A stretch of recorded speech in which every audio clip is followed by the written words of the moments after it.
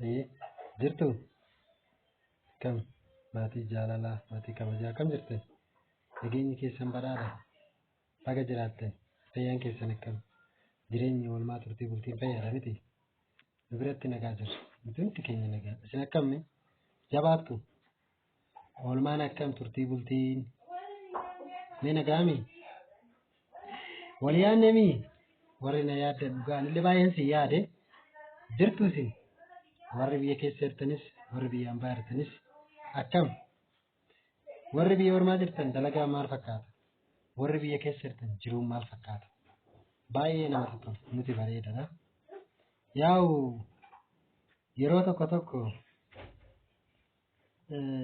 haalli biyya lafaa kun namaan galu baay'ee ulfaataadha gizee tokko ol jedhanii gizee tokko gad jedhanii kanaaf xiqqoo hin banne nan bade yaa'u sababni hin badeefis sababuma haaluma jireenya kanaaf yaa'uma sa'aatiin nuti amma irra jiru sa'aatiin hundi keessan baay'inni keessan ijoollee magaalaas taatan magaalaas amma jiraattan haala jirtaniin baadiyaan jireenyi baadiyaadha jiruun ilma namaa baadiyaadha waan ta'eef kanaaf haaluma oomisha baadiyaa jiru kana sassaabuurraa kan ka'e yaa'u hojii dhuunfas natti hojjettuufi dirqama gaa yaa'u baadiyaanis hojiin keeti isas hojjettu malee hin jiraattu jiruun immoo iyyuu duraan barbaree rakkasa turtee miidhaa immoo waddate jiruun akkasitti waddate jechuu barbaadatanii kanaaf nan badee baduu kiyyaa dhiifama guddaa isin gaafadha gaa rabbi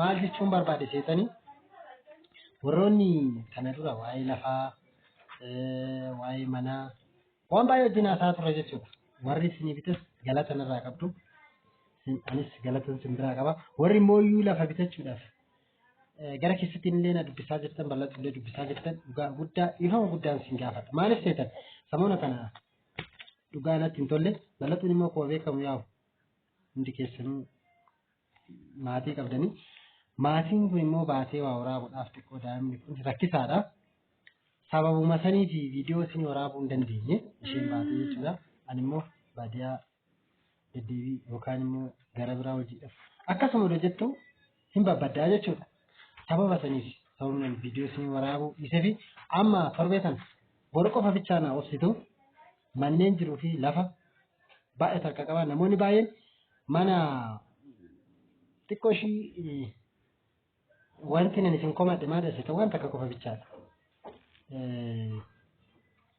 namoonni baay'een hin dubbattu beektanii hin dubbattu warri bitatan dhugaa guddaa galatoomadha warri immoo dubbattanii keessillee gaafattanii waan hundumaayyuu xumurtanii bira geessanii sodaatanii dhiistanii jechuun sodaatin homaa miti maallaqa yeroo kana birrii yeroo kana dhugaa baay'ee tokko an akka kootti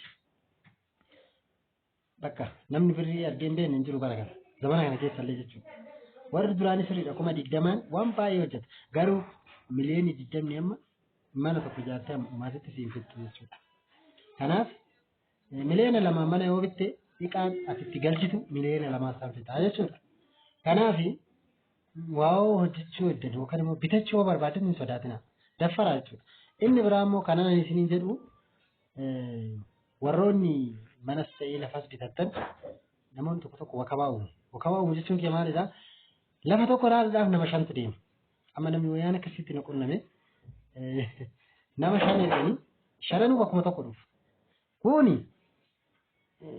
kunin ta'a jedha kun immoo kunin ta'u ganda kanaa ta'a jedha kan ganda sanii sotta agarsiisan ganda sanii hin ta'u kan ganda kanaatti ta'a jedha wanni akkanaa kun immoo isinillee bootaa isin bitadha baay'inni keessan ijoolleen biyya keessa hin jirre baay'een keessan biyya ormaa keessanii bakka maallaqni keessan kan hin gorre qarshii keessan immoo faayidaa keessaniinis kan hin oolu kan miidhamaa jirtu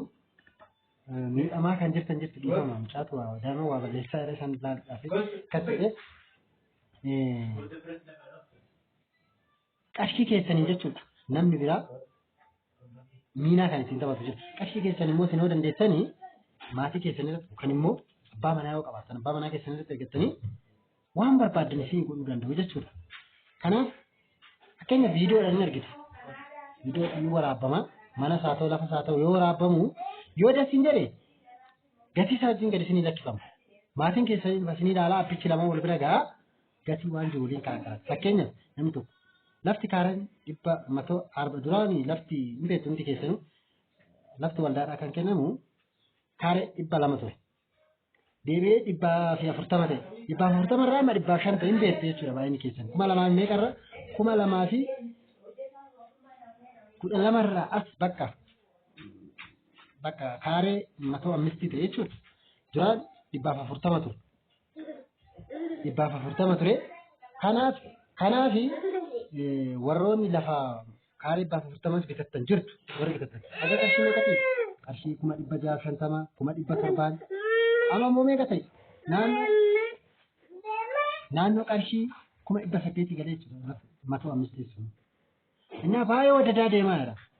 Warri bitachuu barbaadan bitachuu dandeessu. Isinii binna laftiin jira.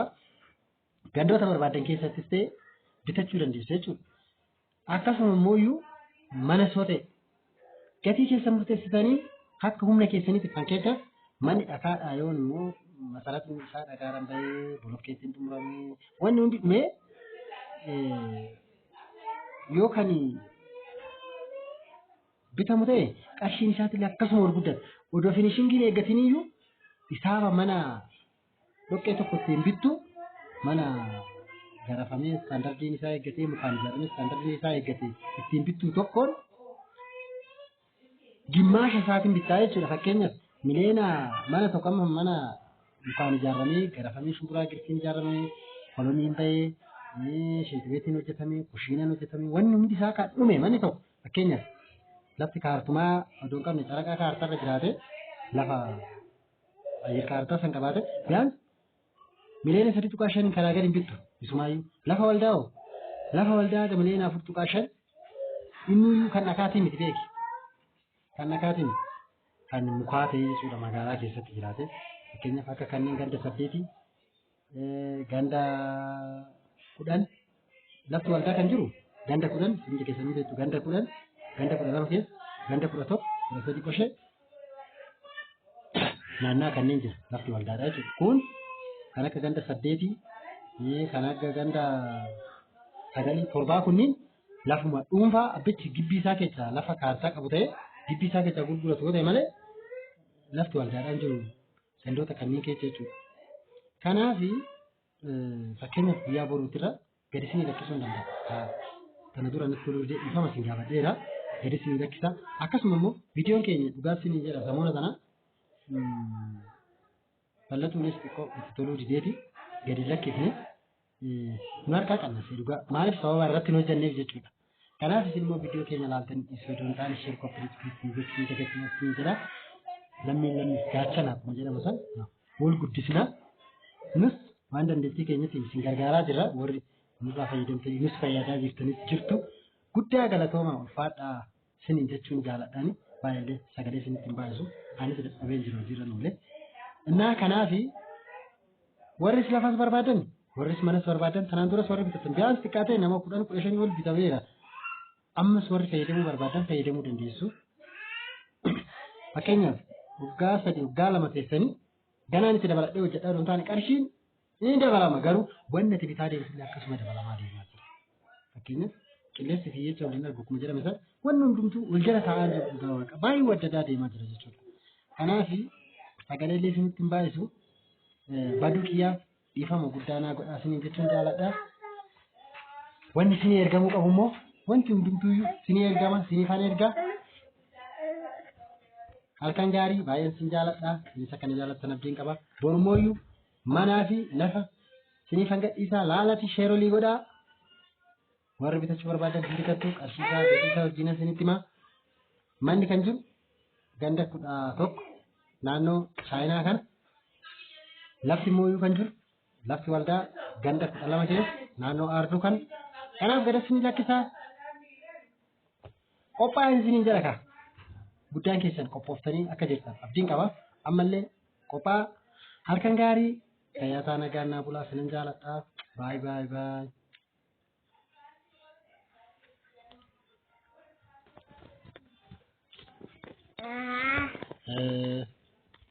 Ah.